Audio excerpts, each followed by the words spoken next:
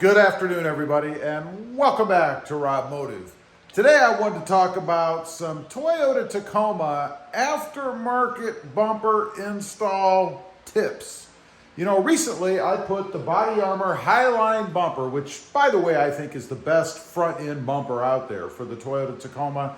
And no, I'm not sponsored by those folks. I just think it looks really great on the truck.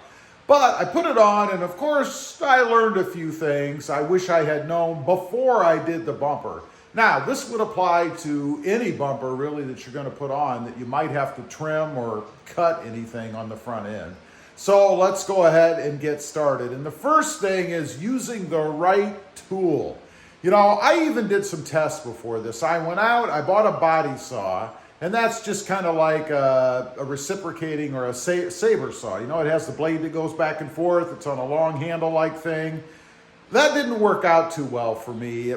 It just wasn't very controllable, and it made a real fine mess as far as the material that was left over when you cut. I just didn't like it, and I didn't like that that blade was jabbing up and down behind the bumper, and I couldn't see what I was cutting into. As it turns out, it wasn't such a big deal because really the only area you have to look out for is over on the left where there's that other plastic piece. Everything else behind the bumper, if you're doing this type of bumper, is out of the way, no issue. But definitely not the best tool. Next up, I grabbed a Dremel with a cutoff saw or cutoff blade on it, if you will, a wheel. And I thought that would be good for cutting the little spots, the edges and stuff. But the problem is I had to rotate it at such a high RPM that it really just melted the plastic material on the bumper, and it kind of made more of a mess for me to clean up afterwards. Not to mention it did throw stuff all over the place too. Wasn't the best way to do it. Those little wheels, I actually went through a couple of them because they broke off. Now, maybe I was rushing it, putting too much pressure on it, not letting it do the job, I don't know. But that is the tool that I use primarily to cut off the bumper in the front. And if you're not familiar, you have to trim down along the corner there and then all the way across the top. Now, what I should have used, and the best tool for the job, is the oscillating saw. And I'm talking about this. This thing is awesome, and I learned something after I had already done it, and that is that you can actually rotate the blade. You can turn it sideways, either way, or have it straight. I did not know that. Full disclosure, rookie mistake. I had never really used one before, and it would have made life much easier when cutting down in the corners, right along the edges and stuff. It's the best tool for the job. It does the best cut, leaves the least amount of material all over the place, and provides for the least amount of melting, I guess, of the plastic. Here's some pictures, by the way, of how you can adjust the blade.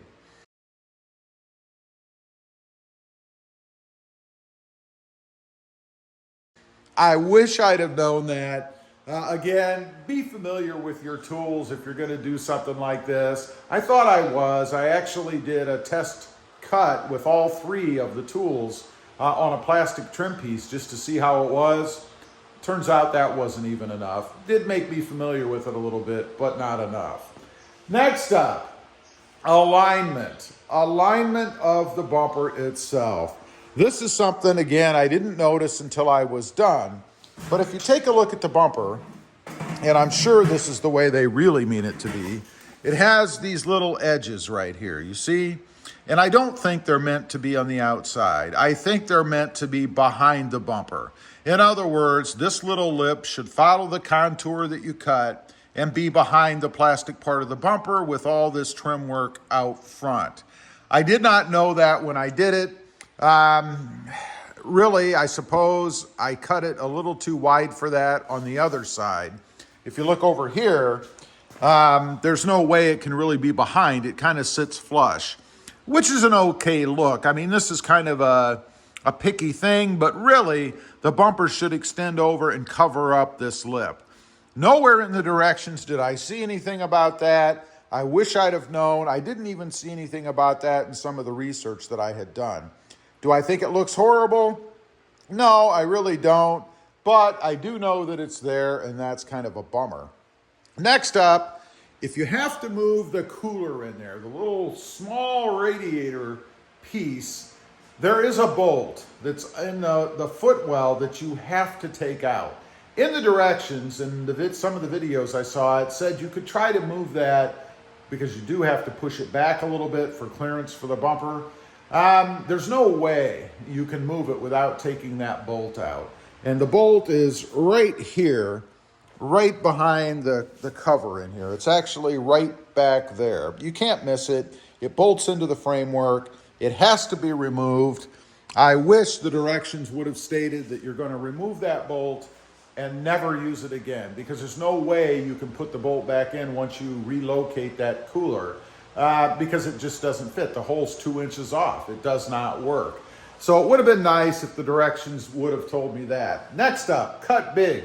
Always cut big, because you can always go back and trim. I luckily did that myself, although not knowing about that little lip over there. I went back and trimmed, and I cut the opening a little bit bigger. As it is, I probably should have left it the way that I had it, because I probably had it pretty good and the bumper would have fit below. But always cut a little big, leave yourself room, because you can always trim, but you can never add material back on. Number 5, speaking of cut big, measure, measure, measure, and measure again, because once you cut, you've cut. I learned that probably the hard way. I should have spent more time, I guess, looking at how the bumper fit. But honestly, that thing is pretty heavy, and to sit there and hold it and try to look just didn't work out too well. Lastly, cut straight.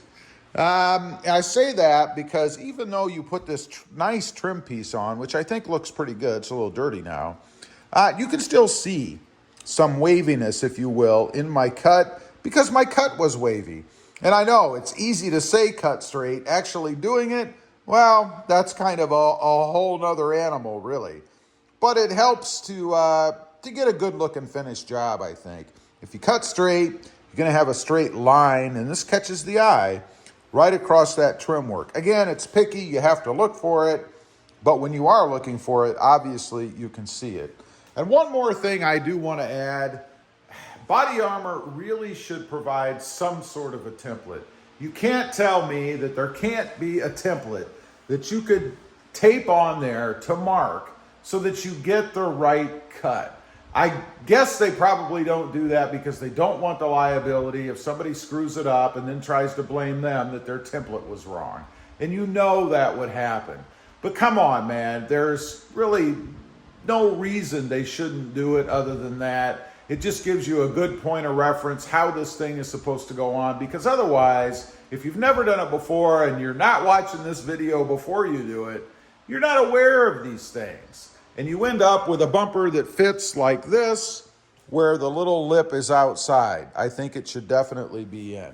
Anyway, those are just a few Toyota Tacoma aftermarket bumper tips. Really applies to any bumper that you're going to put in, depending on whether or not you have to cut.